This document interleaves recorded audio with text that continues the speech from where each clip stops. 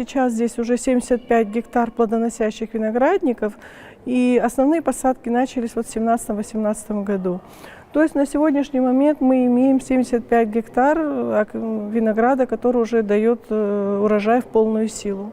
Естественно, уже назрела такая необходимость строить винзавод, чтобы перерабатывать этот виноград. Использованы были средства льготного кредитования, и вот в течение года фактически очень быстро построили вот такое прекрасное предприятие.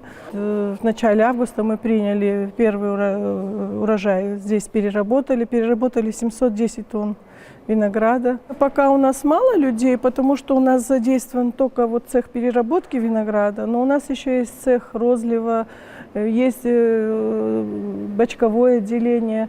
Я даже не знаю, но в полную силу, когда мы заработаем, я думаю, человек 80, наверное, будет работать. Сейчас пока у нас 10 человек работает.